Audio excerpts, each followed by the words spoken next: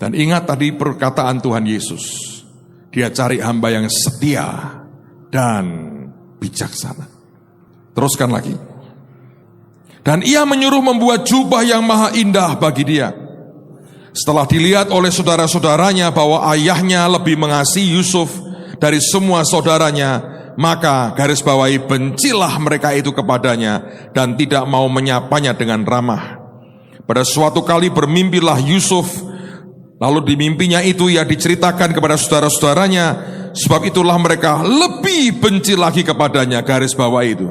Karena katanya kepada mereka, coba dengarkan mimpi yang kumimpikan ini. Tampak kita sedang di ladang mengikat berkas-berkas gandum. Lalu bangkitlah berkasku dan tegak berdiri.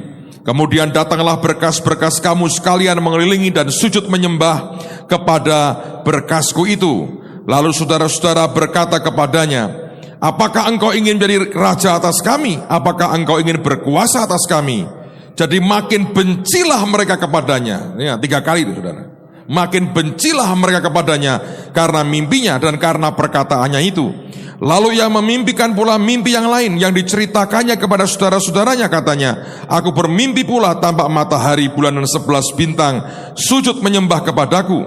Setelah hal ini diceritakannya kepada ayah dan saudara-saudaranya, maka ia ditegur oleh ayahnya. Mimpi apa mimpimu itu? Masakan aku dan ibumu serta saudara-saudaramu sujud menyembah kepadamu sampai ke tanah? Maka iri hatilah saudara-saudaranya kepadanya. Lihat, 3 kali ada kata benci, tambah benci, makin benci, kemudian iri. Tetapi ayahnya menyimpan hal itu dalam hatinya. Nah, saudara sekalian, kalau Anda membaca ini beberapa poin yang saya mau Anda dan saya pelajari. Yang pertama, lagi saya mau ulang. Kalau saudara hidup di tengah-tengah kondisi seperti itu, Anda harus jadi orang yang tetap ngerti mana yang benar, mana yang salah. Kalau saudara ingin jadi wadah yang besar, yang lengkap dan tersedia, saya berdoa tidak ada orang kehilangan akan objektivitas kebenaran yang dari Tuhan. Di tengah-tengah engkau menghadapi sekitarmu yang tidak nyaman dan tidak pernah membawa akan sebuah atmosfer yang baik. Saudara, mengapa Tuhan harus memberkati saudara? Karena sebetulnya Dia mau berkata, aku ingin engkau menang di tengah-tengah semua kegaduhan, kebobrokan, kekacauan di sekitarmu. Aku cari orang-orang yang bersinar di tengah-tengah kekacauan di sekitarnya. Dan itu hanya mungkin kalau Anda dan saya punya yang namanya attitude, sikap. Ini gak bisa, saudara. Sikap ini tuh penting sekali. Banyak orang hancurnya di sikapnya. Dengar orang diberkati, oh ya dia, itu sikap. Lihat orang diberkati, ya Tuhan salah, itu sikap. Engkau berkata, ya aku gak bisa gitu, itu sikap. Anda di sebuah kantor, di perusahaan, di bisnis, setiap kondisi Anda lewati, sikapmu apa? Sebagian itu cuma hanya bisa nelongso. Ya kita kok begini ya, nasibnya jelek ya. Tuhan gak cinta lagi sama kita ya. Ya kita manusia emang begini ya. Kita ini kok apes terus ya. Itu sikap loh saudara. Bisakah keluar sebuah sikap yang kemarin saya katakan, iman yang sampai kelihatan itu? Bisakah di tengah-tengah semua kekisruhan di sekitarmu, engkau menunjukkan sebuah sikap yang benar? Itu akan menciptakan dirimu sendiri jadi berbeda dibanding dengan yang lain. Pak Timotius memberi saya informasi BB menarik tentang sikap saudara. Saya mau tunjukkan kepada saudara. Orang itu punya ilmu otak-atik tapi menarik. Gatok, pokoknya asal gatok itu menarik saudara. Coba tolong Puma tunjukkan yang tadi saya minta. Saudara, ini penjelasannya. Coba dengerin, ini bagus sekali. Kalau huruf A, B, C, D, terus sampai Z, kita beri angka, kita beri poin. Maka A itu poinnya 1, B itu 2, C 3, D 4, terus sampai Z itu nanti ada poinnya 26. Ini kita, Anda murung ya. A itu 1, B itu 2, terus total ada 26 huruf. Sehingga kalau Anda memberi poin, maka Anda akan ketemu poin yang Z itu poin 26, nilainya 26. Lalu orang berkata begini, faktor apa yang dominan memberikan kontribusi berapa persen dari keberhasilan? Maka huruf pertama, kata pertama muncul adalah, coba yang pertama, hard work. Hard work itu artinya kerja keras. Kalau Anda adalah orang yang kerja keras, memberikan kontribusi 98% dari yang namanya keberhasilan, saudara. Pak, apakah ini riset? Ini ilmu gathuk, saudara. Tapi perhatikan baik-baik. Kalau Anda berkata, Pak, yang penting kerja keras, itu memberikan jaminan 98%. Memberikan kontribusi 98% untuk Anda sukses. Yang berikutnya, kata knowledge, kata pengetahuan. Pak, yang penting orang itu pinter. Maka knowledge, ketika diberi poin kata itu, memberikan kontribusi 96%. Jaminan 96%. Anda akan berhasil dan luar biasa. Ya, kalau Anda malas dan bodoh, haleluya, saudara. Ilmu gathuknya belum dihitung. Menurut saya akan terjadi banyak kekacauan. Tapi ini yang positif ya. Kalau Anda hard work sekian, kalau Anda punya knowledge, Anda punya pengetahuan, Anda punya otak, memberikan garansi 96%. Yang ketiga, kalau Anda punya love, banyak orang berkata, akan kuat Pak. Tidak juga. Huruf love itu hanya memberi garansi 54%. Banyak orang, wah yang penting cinta Pak. Ya, cinta itu kalau sudah melekat. Bila cinta sudah melekat, tai kucing, rasa coklat. Makanya cuma kontribusinya 54. Dulu ada hamba Tuhan, ngajar bagus sekali. Oh, kita harus berkata, mengekspresikan ke Tuhan, I love you, I love you. Dan kami semua diberkati. Ada hamba Tuhan lain yang di situ, yang kurang terpelajar. Dia nirukan khotbah. Ya, ada diajar, I love you, you love me, you and I lep-lepan neng kali. Ya, saya pernah ingat yang konyol-konyol begitu. So love only give you 54%. Jadi kalau Anda sedang mencari cinta, Arjuna mencari cinta, Anda sedang mencari cuma half price, 54%. Ada orang-orang yang sedang cari jodoh, Anda mencari cinta, Anda mencari 54%. Pentingkah? Oh penting, minimal separuh Anda dapat untuk berhasil. Tapi berapa banyak cinta yang luntur di tengah jalan? Oke, lanjutkan berikutnya. Luck. Nah, keberuntungan. Dulu saya masih ingat waktu anak-anak masih kecil, sekolah bukan di sekolah kita. Saya dengar ibu-ibu sedang berkata begini, sing penting ki duwe anak iki hokinya gede. Pinter-pinter dadi pegawai. Saya bilang, wah pasti anaknya goblok ini. Karena dia berkata luck itu penting, keberuntungan itu penting. Tapi ternyata keberuntungan itu dalam ilmu gathuk ini hanya memberi 47%. Kenapa? Anda kan berapa satu orang menang lotre, jutaan orang kalah. Kenapa di Amerika lotre jalan terus? Karena itu menguntungkan. Satu pemenang tidak membuat bangkrut bandarnya. Karena hanya 47%. Jadi kalau Anda mengandalkan hidup karena keberuntungan, masalah saudara. Hanya 47%. Apalagi kalau Anda cuma modalnya cinta dan keberuntungan. Oke, teruskan lagi. Uang, wah, money. Nah, sudah ngomong uang itu, kita matanya berkilau semua, jeding keluar. Cuma memberi Anda lumayan ini, 72%. Makanya cinta kalah. Kenapa? Ada uang abang sayang, tak ada uang abang ditendang ke tanah abang akhirnya. Ya toh, makanya kalah, cinta kalahnya sama duit ini loh saudara. Tapi kalau Anda cari cewek yang karena uang, matre, mateng saudara. Sejauh Anda bisa ngongkosi dia oke. Sudah mulai seret, wah, itu yang terjadi kan?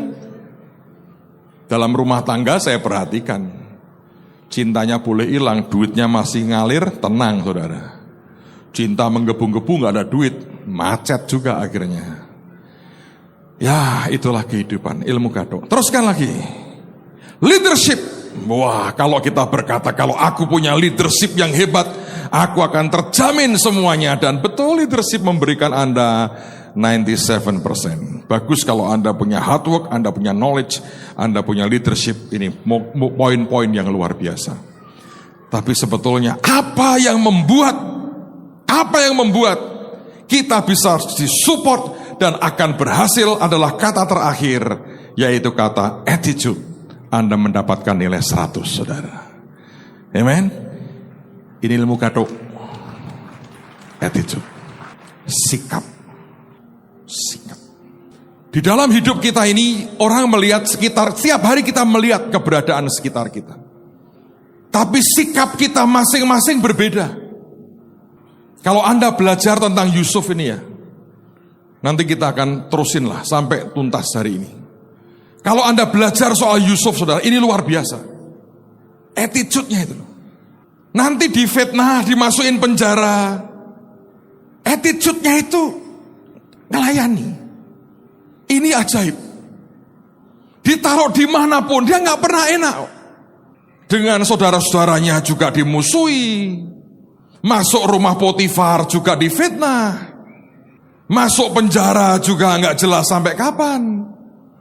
Dipindah kemanapun gak pernah nyaman. Tapi ini orang hebat. Dia rubah setiap nerakanya jadi surga kecil buat dirinya. Saya mau ulang lagi. Attitude yang benar akan mengubah nerakamu jadi surga kecil. Saudara, dia dibenci, kemudian dijual. Kalau Anda membaca, oh, bukan tanpa meratap loh. Ingat Ruben berkata, ingat gak? Kita jual dia itu, dia meratap. Meratap, saudara. Tidak ada orang ngalami itu, tidak ada ratapan tenang, gak ada. Ratapannya ada.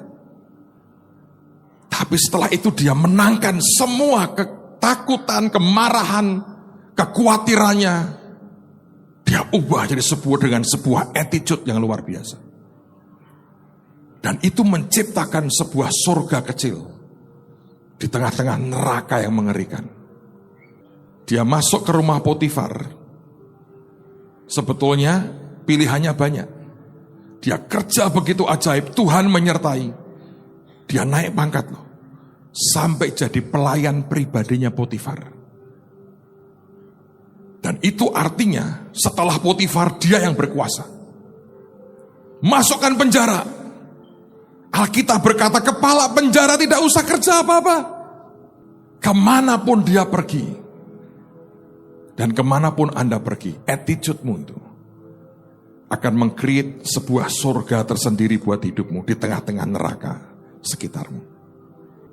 Berapa banyak sebetulnya surat yang Paulus tulis. Ditulis ketika tangan dan kakinya dibelenggu di penjara. Di tengah-tengah tekanan penjara yang brutal.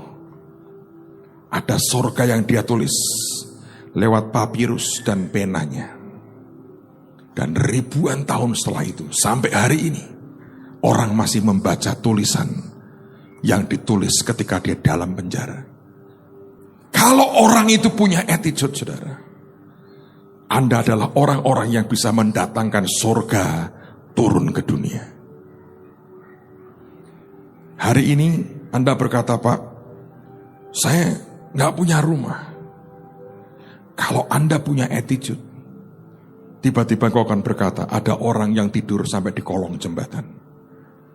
Mungkin tiap Sabtu pagi Anda akan jalan, bawa 2-3 bungkus nasi dengan lauk sederhana. Dan engkau datangi orang yang tidak punya rumah. Engkau tumpangi tangan, engkau berkati, engkau beri mereka makan. Atau tiba-tiba Anda tahu hujan dan banjir.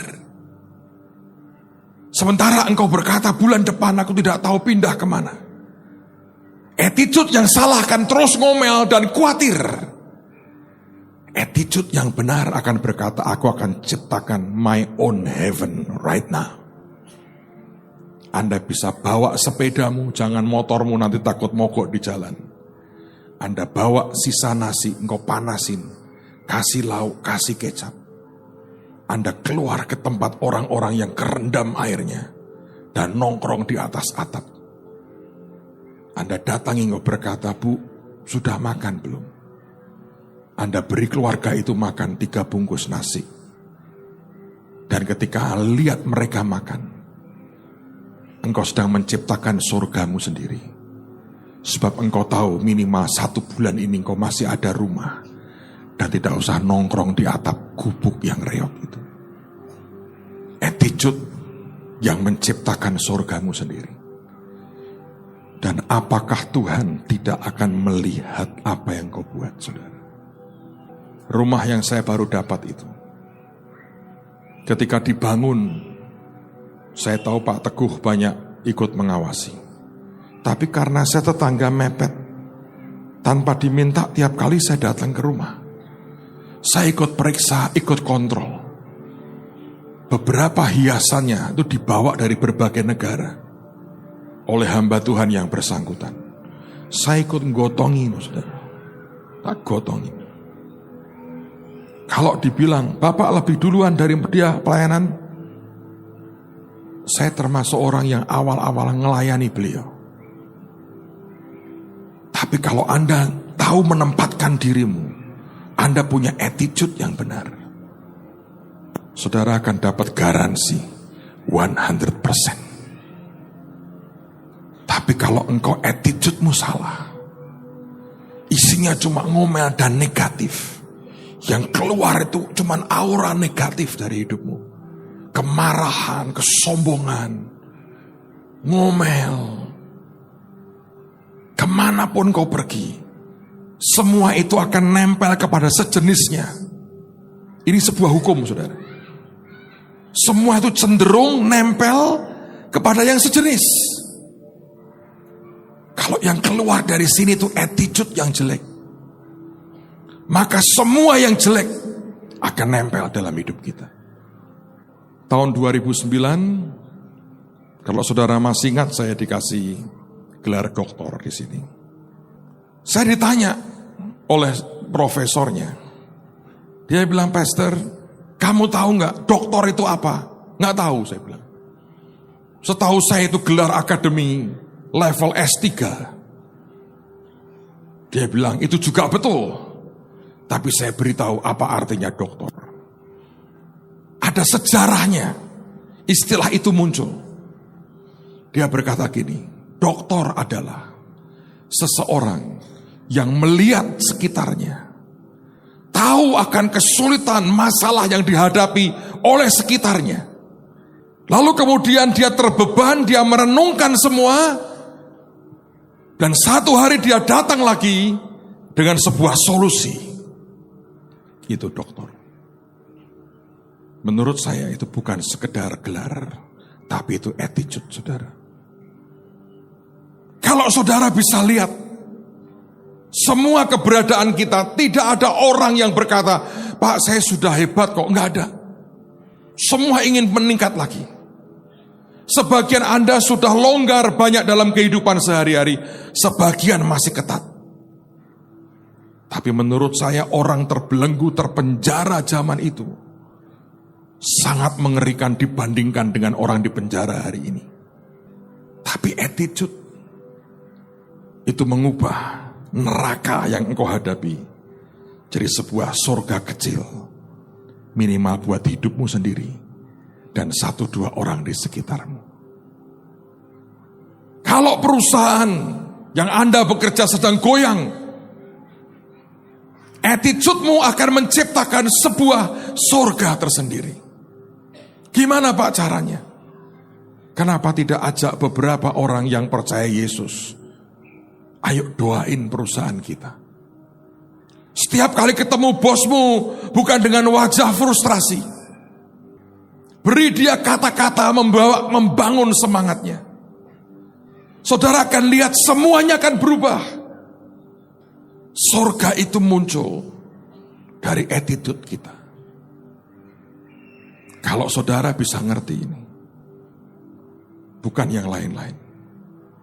Yusuf punya kekuatan dalam sebuah attitude yang luar biasa. Amen, saudara. Saya harap Anda nangkap ini, karena ini akan membawa sebuah perubahan yang luar biasa. Yang kedua, kalau Anda perhatikan itu ya, sekarang kita buka aja firman-Nya supaya Anda dan saya lebih jelas. Coba lihat Kejadian pasal yang ke-39. Kejadian pasal 39, lihat pada ayat yang ke-6. Kejadian 39 ayat yang ke-6. Segala miliknya diserahkannya pada kekuasaan Yusuf. Ini di Potifar. Dan dengan bantuan Yusuf, ia tidak usah lagi mengatur apa-apapun selain daripada makanannya sendiri. Alkitab mengatakan dengan bantuan Yusuf, ia tidak usah lagi mengatur apa-apapun selain daripada makanannya sendiri. Sekarang lihat pada pasal yang sama, dalam kitab Kejadian pada pasal yang sama, kita lompat ke ayat yang ke-21. Tetapi Tuhan menyertai Yusuf dan melimpahkan kasih setianya kepadanya dan membuat Yusuf kesayangan bagi kepala penjara itu. Sebab itu kepala penjara mempercayakan semua tahanan dalam penjara itu kepada Yusuf. Dan segala pekerjaan yang harus dilakukan di situ dialah yang mengurusnya. Dan kepala penjara tidak mencampuri segala yang dipercayakannya kepada Yusuf, karena Tuhan menyertai dia, dan apa yang dikerjakannya dibuat Tuhan berhasil. Apa ini? Dia kerja sampai tuannya sudah tidak harus memerintah apapun. Ini simple. Ini orang memberikan standar yang lebih tinggi dari yang diminta oleh atasannya. Attitude. Kalau seandainya atasannya berkata gini, Yusuf aku minta 5. Dia beri tiap hari 7, saudara. Sampai atasnya berkata, gua gak usah perintah lagi, dia bisa beri gua yang lebih bagus. Attitude. Dan ini beda dengan orang menjilat, saudara. Kalau orang menjilat itu hanya menyukakan yang dia suka, tapi kerjaannya 0. Ini bukan jilat. Ini membuktikan memberikan standar yang lebih tinggi dibanding dengan tuntutan yang seharusnya. Dan hari-hari ini saya berdoa, Tuhan berikan spirit of excellence dalam kehidupan kita. Sebab Anda harus punya wadah yang luas, yang lengkap, dan tersedia. Dan saya berdoa, Tuhan akan berikan ini dalam hidup kita. Yang percaya katakan amin. Oke, kita harus cepat sedikit. Sekarang lihat pada poin berikutnya. Lihat pada Kejadian pasal yang ke-49. Kitab Kejadian, lihat pada pasal yang ke-49, ayat yang ke-22. Kejadian pasal 49, ayat yang ke-22. Yusuf adalah seperti pohon buah-buahan yang muda. Pohon buah-buahan yang muda pada mata air. Dan Alkitab berkata begini, saudara. Dahan-dahannya naik mengatasi tembok. Ingat ya, Tuhan sedang berkata, aku akan membangun akan tembok-tembokmu. Tetapi kalau saudara ingin menjadi the ruler, penguasa atas segala miliknya, maka tembok itu tidak boleh membuat saudara kehilangan satu poin penting dalam hidupmu, yaitu kemurahan hati. Sampai dengan hari ini, kalau Anda melihat hukum di negara kita misalnya, katakanlah saya bertetangga dengan seseorang dengan pagar di sini. Ketika saya punya pohon mangga atau pohon apapun, saya tanam di tanah saya sendiri nih.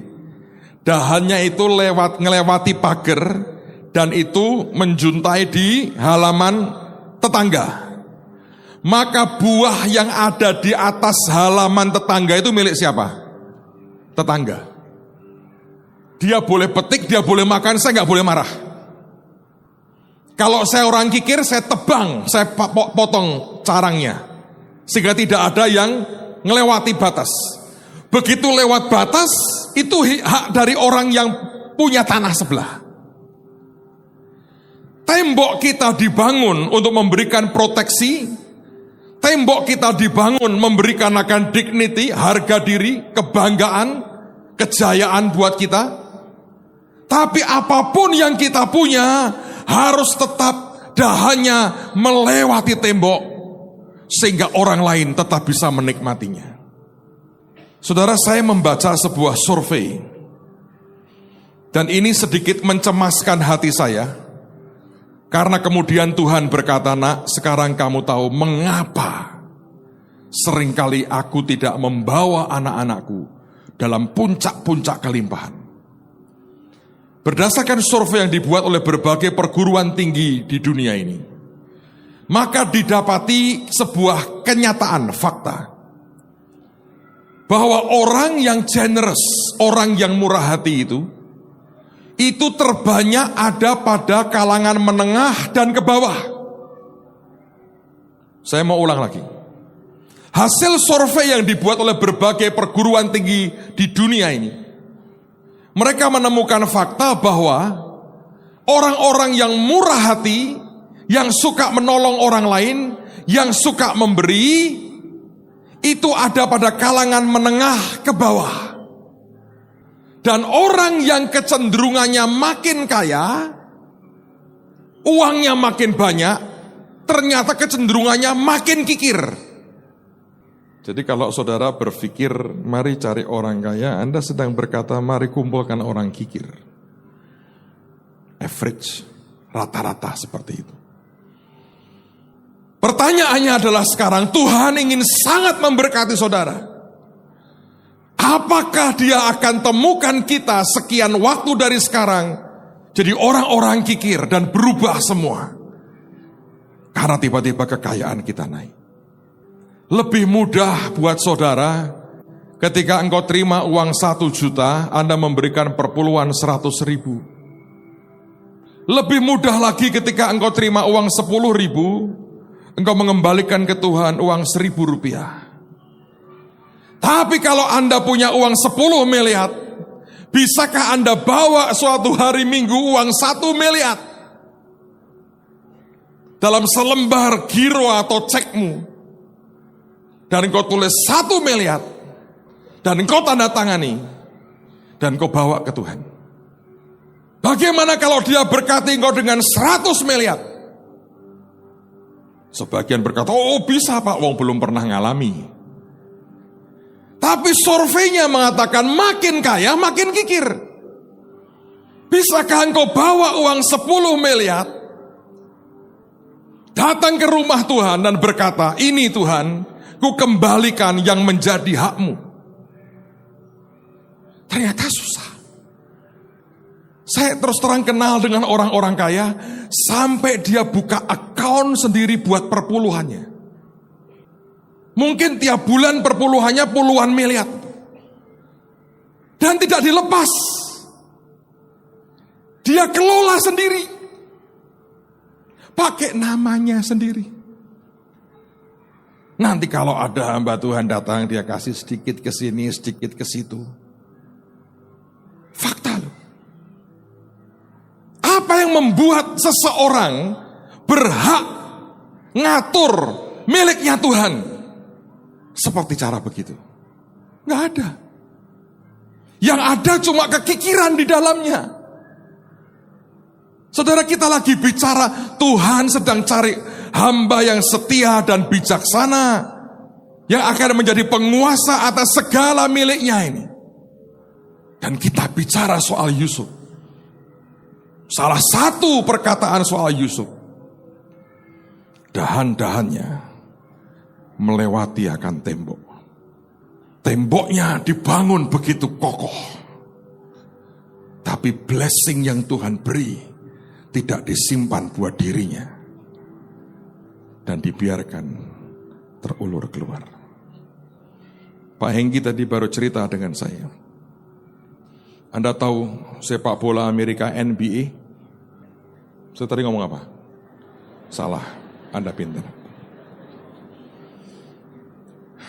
Untung saya tidak ngomong backland. Basket, terima kasih Pak. Basket. Pernah ada satu musim berhenti ya, satu musim berhenti. Ternyata itu ketika mereka teliti adalah ketika mereka berhenti dengan CSR mereka. CSR singkatan apa? Community responsibility apa ya? Apa gitu? Hah? Social responsibility.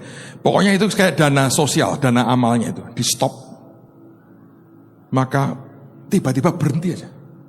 Waktu mereka mulai lagi, saya dengar ada Jeremy Lin ya, itu Amerika Taiwan itu.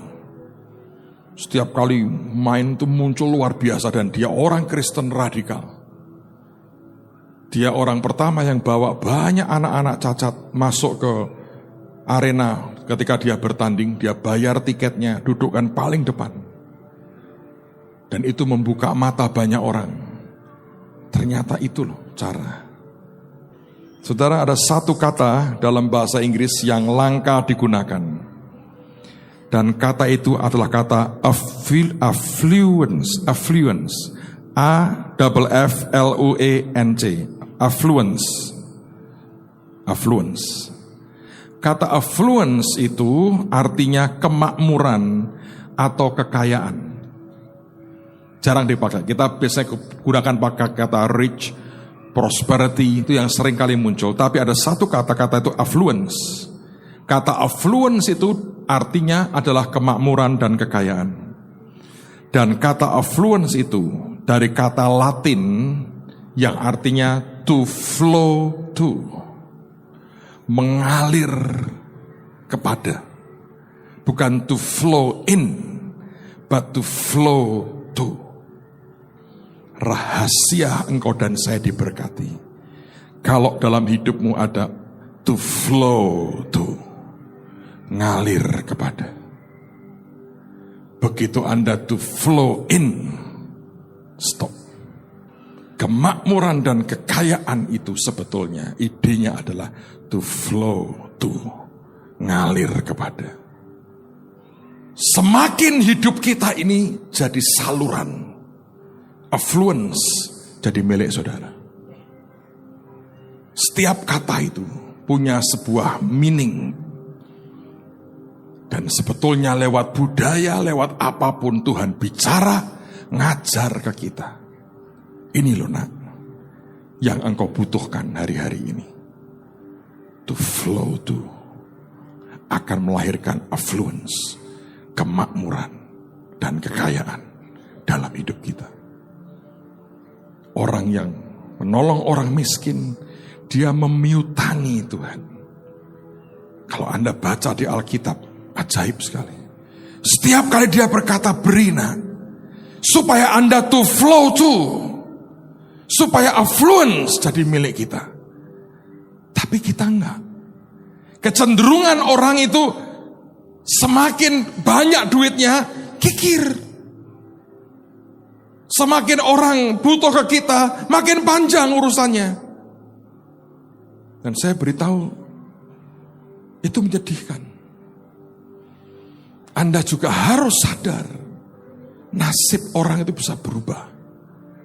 Anda tidak akan pernah ngerti in the future akan seperti apa. Saya punya pengalaman buruk, saudara. Tanpa nyebut nama, tanpa nyebut apa-apa. Saya mau cerita dengan saudara. Hari-hari itu kami lagi mau beli rumah sebetulnya. Rumah pertama, belum nikah, rumah pertama. Dan uang gak cukup. Dibantu oleh teman, dibuatin rumah kecil, tapi uang gak cukup. Kalau saya harus ngangsur berat waktu itu buat saya tiap bulan ngangsur berat. Anda tahu dulu saya ngangsur tiap bulan itu 117.300 rupiah. Kok apal Pak? 5 tahun kok saudara. Tiap bulan begitu 117.500. Itu tiap bulan ngangsur rumah. Nah, saya berpikir kan kalau ada orang yang mungkin murah hati, kita dibayarin dulu, kita ngangsur dengan mereka, kan saya nggak usah bayar bunga. Seseorang telepon saya berkata, kamu ke sini? Kamu butuh uang kan? Ya, kamu ke sini. Nah, saya masih kuliah, sedang menyelesaikan skripsi. Saya khotbah di kampung demi kampung, tidak ada orang memberi saya apa-apa. Yayasan Sangakala sedang menukiknya hari-hari itu. Saya nggak punya kerjaan, secara manusia ini pengangguran, jobless. Kuliah ngambil sejarah, Patih Gajah Mada ambil Pangeran Diponegoro ngasih saya apa ya, nggak ada. Saya belajar sejarah kok. Sekarang lumayan loh ilmu saya buat peperangan rohani bisa saudara. Lumayan saya.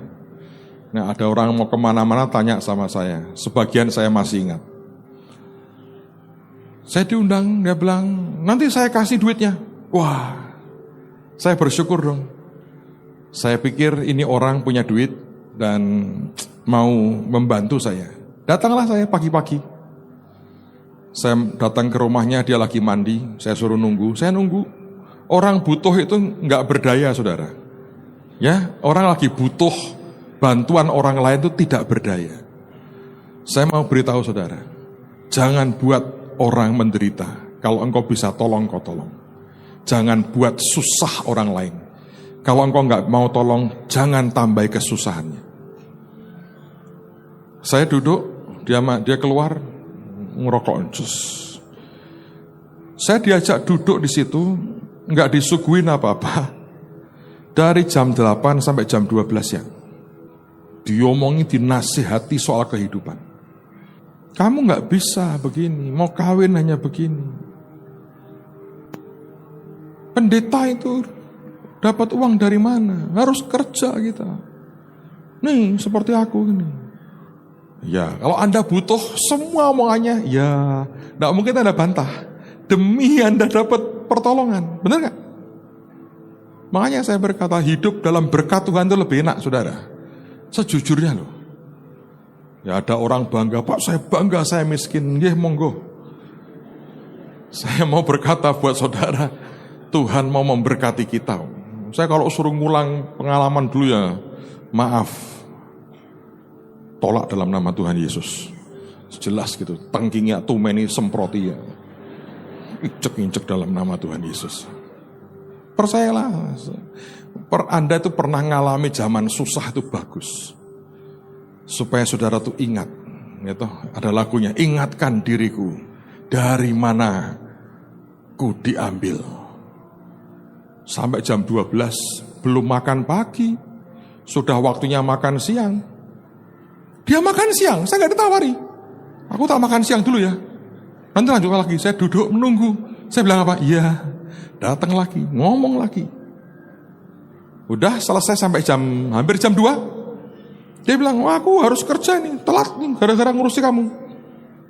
Loh, lah pembicaraan soal katanya mau membayari dulu itu, kok gak keluar?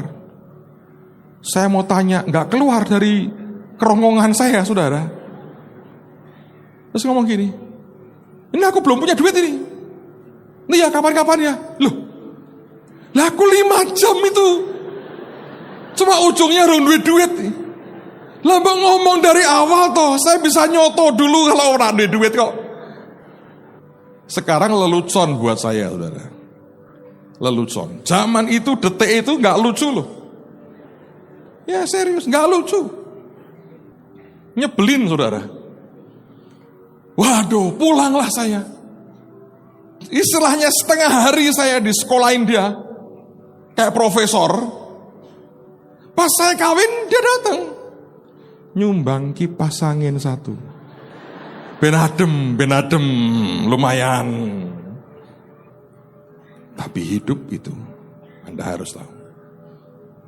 Tuhan bisa ngerubah semua.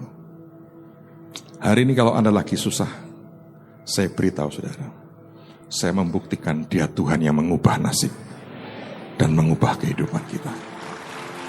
Amen. Saya pernah cerita dengan saudara, orang itu semakin kaya, semakin berat. Saya pernah ditawari pindah Jakarta. Persekutuan kita belum ke gereja, persekutuan isinya orang ribut, berantem terus. Saya sampai bilang gini, Tuhan, hidup kok dipakai buat ribut terus seperti ini. Di tengah-tengah keadaan itu ada konglomerat di Jakarta, tawari saya pindah Jakarta. Gembalakan gerejanya sudah ribuan orang, sudah punya gedung sendiri. Saya mau dibelikan rumah, dibeliin mobil baru. Di sini saya naik motor butut. Saya datang ke Tuhan, Dia bilang, tidak nak, jangan tinggalkan kota ini. Saya mau bersaksi buat saudara, ternyata saya berbahagia ada bersama dengan Anda di tempat ini. Teman saya hamba Tuhan yang dulu dengan bangga berkata, Petrus, tidak mau, Eka yang menggantikan. Kalau saya ketemu, saya bilang, halo, bagaimana kabarnya? Susah saudara. Sebab ternyata orang makin punya uang itu makin gak mau keluar. Saya berdoa kita jadi perkecualian. Semakin Tuhan memberkati kita, carang kita akan makin keluar. Amen saudara. Itu yang Tuhan suka. Yang terakhir, sudah 2 jam ini saya. Yang terakhir, masih di Kejadian pasal yang ke-49 tadi. Sekarang lihat pada ayat yang ke-23. Walaupun pemanah-pemanah telah mengusiknya, memanahnya dan menyerbunya, namun panahnya tetap kokoh dan lengan tangannya tinggal lihat oleh pertolongan yang maha kuat pelindung Yakub, oleh sebab gembalanya gunung batu Israel. Saudara, kalau Anda membaca dalam terjemahan yang lain, sebetulnya ini ajaib sekali. Ayat yang ke-23 dikatakan, the archers, pemanah-pemanah, have bitterly grieved him, shot at him and hated him. Para pemanah-pemanah itu telah membuat dia menjadi begitu pedih dan pahit. Dan kemudian menembak dia dan membencinya. Jadi ini tembakannya, ini tembakan kepahitan. Saudara, ini poin terakhir yang saya mau sampaikan malam hari ini. Anda dan saya harus tahu bagaimana memanage yang namanya upaya siapapun, terutama setan, untuk memahitkan hati kita. Orang yang pahit ujungnya tidak akan pernah mendapat apa-apa. Itu harus dikelola nih, jiwa hatimu itu harus dikelola. Sebab semakin kau diberkati, jangan berharap Anda akan makin tenang. Selalu akan ada saudara tua atau siapapun yang akan berkata, kenapa lu yang diberkati? Dan tiba-tiba panah begitu rupa akan datang membanjiri kita. Dan ujungnya sekedar untuk membuat kita kepahitan. Saya berdoa, Anda dan saya adalah orang yang tetap lihat tangannya. Semua kepahitan kita tangkis dengan perisai iman. Tidak ada yang boleh kita biarkan masuk kemari. Tapi ada satu kepahitan yang berbahaya. Dan ini sebagai ayat terakhir sebelum kita selesai malam hari ini. Kepahitan yang seperti apa? Coba kita lihat surat Ibrani, saudara. Kemarin saya diskusi dengan beberapa teman tentang ayat ini. Ibrani pasal yang ke-12. Lihat mulai ayat yang ke-17, ayat 16, Ibrani 12 ayat 15, 16 dan 17. Ibrani 12 ayat 15, jagalah supaya jangan ada seorang pun menjauhkan diri dari kasih karunia Allah, agar jangan tumbuh akar yang pahit, yang menimbulkan kerusuhan dan yang mencemarkan banyak orang. Janganlah ada orang yang menjadi cabul atau yang mempunyai nafsu yang rendah seperti Esau, yang menjual hak kesulungannya untuk sepiring makanan. Sebab kamu tahu bahwa kemudian ketika ia hendak menerima berkat itu, ia ditolak. Sebab ia tidak beroleh kesempatan untuk memperbaiki kesalahannya, sekalipun ia mencarinya dengan mencucurkan air mata. Pada ayat yang ke-15 kalimatnya berkata, jagalah supaya jangan ada seorang pun yang menjauhkan diri dari kasih karunia Allah, agar jangan tumbuh akar yang pahit yang menimbulkan kerusuhan dan mencemarkan banyak orang. Nah, kalau Anda melihat dalam terjemahan lain dikatakan, berhati-hatilah, waspadalah, supaya jangan ada siapapun yang fall short, istilahnya, fall short of the grace of God. Apa itu fall short? Saya mempelajari digambarkan begini, saudara.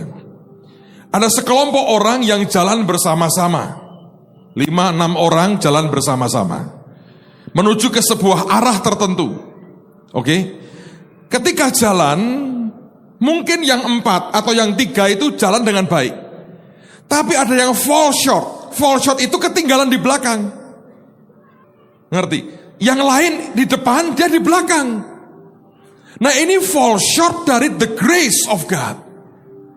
Kata anugerah sama juga dengan kata favor, artinya pemberian Tuhan, tapi juga menurut saya kemudahan, kemurahan. Ini yang bahaya. Kita jalan sama-sama, beberapa orang di depan, ini ada rombongan yang di belakang. Yang dikatakan akhirnya dia tidak mencapai destiny atau jatahnya. Dan itu menimbulkan kepahitan. Ketika saya baca ayat ini yang muncul di hati saya. Bayangkan ada 5-6 orang sekitar kita bersama-sama. Yang 4 atau yang 5 tiba-tiba mengalami berkat Tuhan. Yang 1 gak terima apa-apa. Anda bisa kebayang gak? Itu seperti orang fall short, ketinggalan di belakang. Nah, ini Anda harus waspada. Kalau engkau mengalami seperti ini loh, kau ketinggalan ya. Pilihan 2, Anda jadi better atau bitter.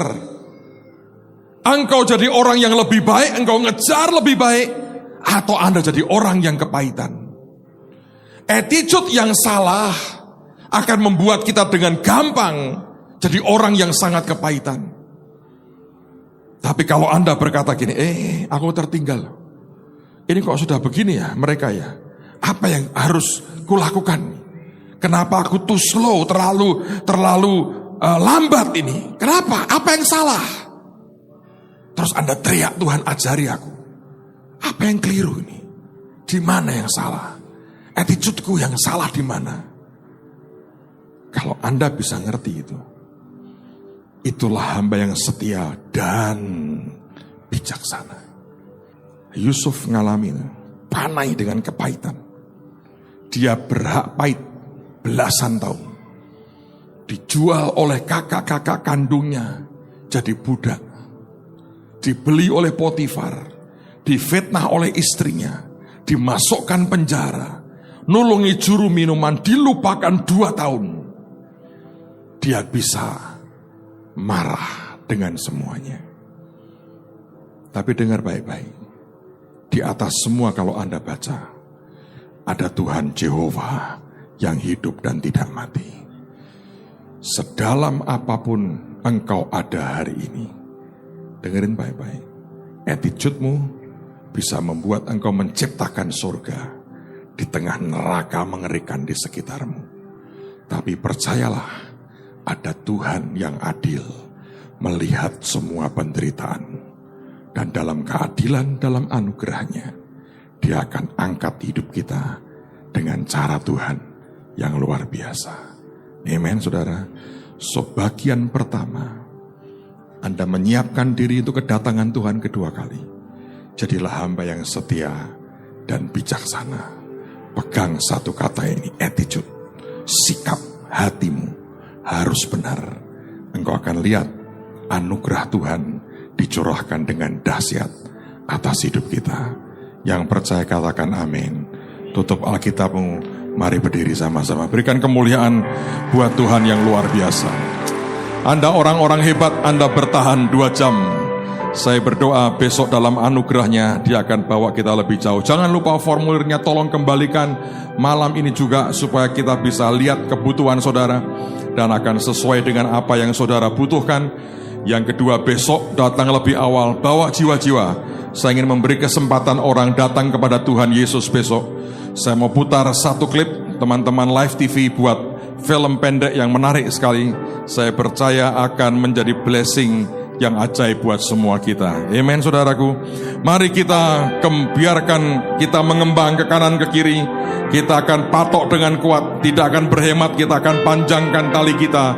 Ini waktunya kita akan berkembang. Tembok kita dibangun. Amen. Dan biarkan sayap dan dekret kita akan berkembang. Angkat tanganmu di hadapan Tuhan. Apa mintakan blessing Tuhan yang terbaik turun buat anak-anakmu hari ini. Terima kasih Tuhan, siapkan kami buat besok. Amen. Kami tahu ada yang ajaib Engkau akan berikan buat kami. Dalam nama Tuhan Yesus. Dan mendiami kota-kota suci, siapkanlah. Nyanyi dengan iman, nyanyi dengan iman. Lapangkanlah tempat kemahmu. Bentangkan tenda kediamanmu.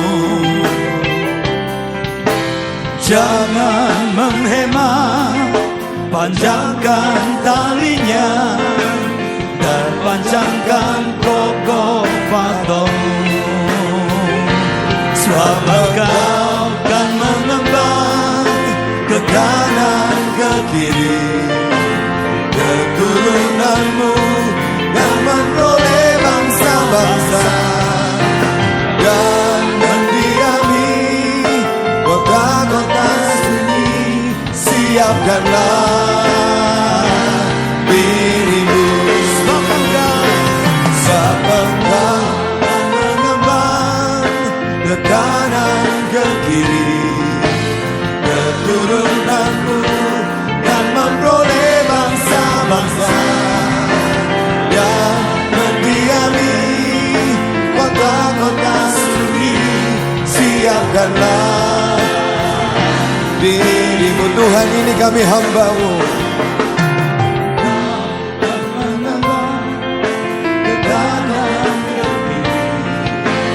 Keturunanmu yang memperoleh bangsa-bangsa yang mendiami kota-kota sunyi. Siapkanlah dirimu, siapkanlah dirimu, siapkanlah dirimu. Ada 1-2 pengumuman. Yang pertama, pendaftaran buat terbang sudah dibuka. Sekolah saudara bisa daftar ya. Mulai besok sudah bisa daftar untuk anak-anak saudara. Yang kedua, Impact sudah dibuka juga. Saudara bisa mendaftar di Impact. Yang belum pernah ikut Impact, saudara bisa ikut. Sudah dibuka pendaftaran ya. Malam ini kita akan akhiri acara kita. Mari kita berdoa sama-sama. Bapa di surga, terima kasih buat malam ini, buat anugerah-Mu Tuhan. Kami terima setiap berkat Tuhan yang diberikan dalam hidup kami pada malam hari ini. Dan biar setiap firman-Mu dimeteraikan dalam hati kami kerjakan. Dan kami akan melihat kami dapat keuntungan dari setiap firman yang kami kerjakan Tuhan. Terima kasih buat malam ini, kami akan pulang dari tempat ini.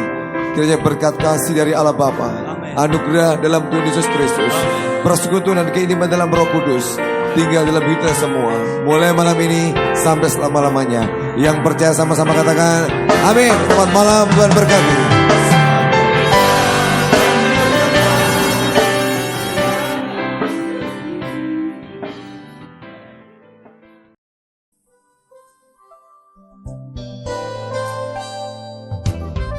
Anda diberkati dengan pemberitaan firman Tuhan. Dapatkan kaset, VCD, CD, MP3, dan buku-buku rohani dari hamba-hamba Tuhan, Evangelis Yusak Cipto, Pendeta Petrus Agung, Evangelis Iin Cipto, dan hamba-hamba Tuhan lainnya. Tersedia juga banner dan alat-alat tarian lainnya. Hanya di toko buku Bless to Bless. Bless to Bless. Bless to Bless.